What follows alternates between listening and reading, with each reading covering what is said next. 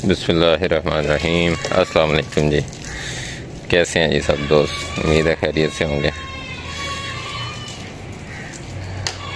अच्छा जी, आज हम अपना जो बक है इसको नहला रहे हैं। क्यों नहला रहे हैं और कैसे नहला रहे हैं ये बताएंगे आपको।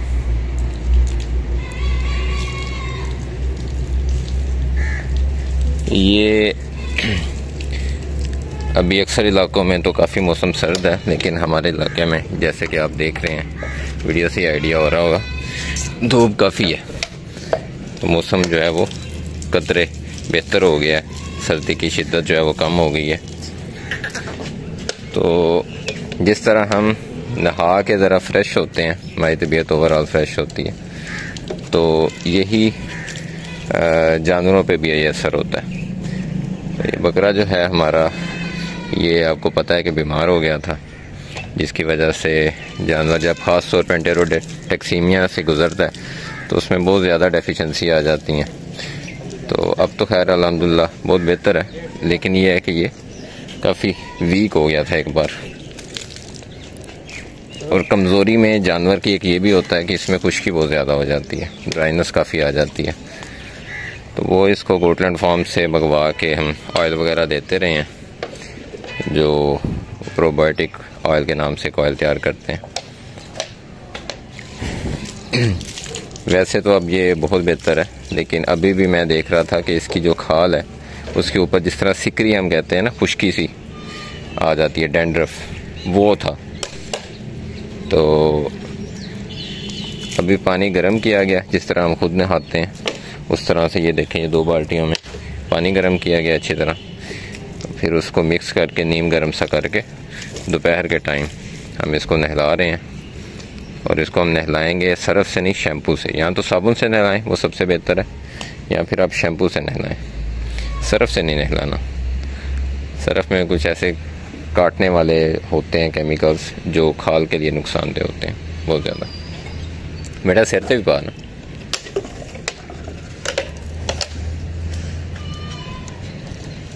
चंगी तरह सिंगां दे विच भी कान से न जाए पानी। ये अब इसको अच्छी तरह से हम रगड़ के जो है नहलाएंगे, ताकि जो पिछले 4 माह का 5 माह की इसके ऊपर मट्टी शट्टी और सारा कुछ है वो उतर जाए, और इसकी जो स्किन है वो भी फ्रेश हो जाए, बाल भी फ्रेश हो जाए। तो इससे जानवर की तबीयत भी जो है वो भी फ्रेश होगी। क्योंकि आगे अब हमने फ्लशिंग शुरू कर दी है इनको। कल हमने सबको तकरीबन जो है वो इसको 2 गोलियां, बड़े बकरियों को और बड़े बकरे को, और छोटों को 1-1 गोली दी है, फरनाइल की, डिवॉर्मिंग की है। तो अभी मेरा ध्यान उधर है, पता नहीं वीडियो कैसी बन रही है। एक हाथ में फ़ोन पकड़ा हुआ है, एक हाथ में ज़रा बकरे को कंट्रोल करने की कोशिश कर रहा हूँ। तो ये देखें ना, ये इस तरह वनडे शंडे के ज़रात, ये चीज़ें फंसी होती हैं। बहरहाल जिस तरह हमें उलझन होती है इस तरह जानवरों को भी होती है, वो उससे खारिश वगैरह भी करते हैं। तो जैसे ही मौसम मुनासिब हो हमें जानवरों को नहलाना चाहिए। बकरी को नहाना इतना पसंद नहीं है, लेकिन इसका मतलब ये नहीं है कि उसे नहलाया ही ना जाए। चलो बच्चे, और शैम्पू पकड़ो, जल्दी जल्दी, खुश्क हो जाएगा मैंने।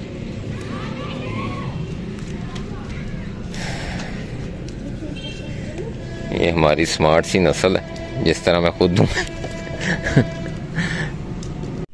ये लें जी, हम head and shoulder anti dandruff से नहलाएंगे इसे। हमें भी जो खुश्की हो जाए बालों में ख़ास तौर पे, तो ये वाला जो शैम्पू है वो डैंड्रफ को बड़ा अच्छे से क्लियर करता है।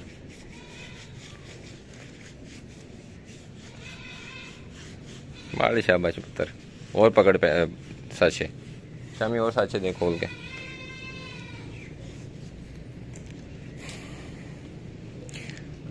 अच्छा, इसमें मैं आपको बेसिक बता दूं कि जब हम जानवर को नहलाते हैं, ख़ास तौर पे ऐसे बदलते मौसम में, तो नीम गर्म पानी में नहलाएं जिस तरह हम खुद नहाते हैं, और दोपहर के टाइम नहलाएं जिस तरह ये धूप वगैरह निकली हुई है।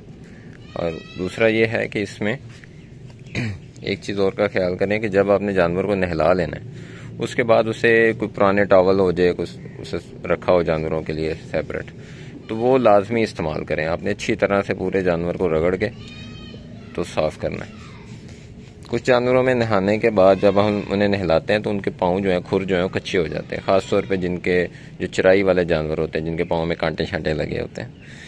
तो अगर ऐसी सूरत हाल हो तो उसमें आप ये चीज़ कर सकते हैं कि आप जानवर के पाँव पे जो है वो शापर चढ़ा लें।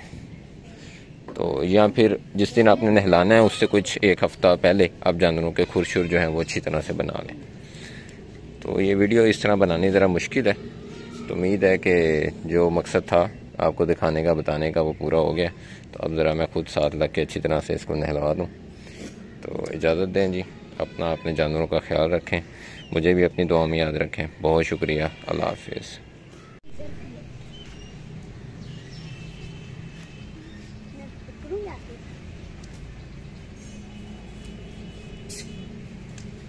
चंगी तरह थलों में सीने तो लत्तां दे अंदरले पासों बिल्कुल खुश कर देना।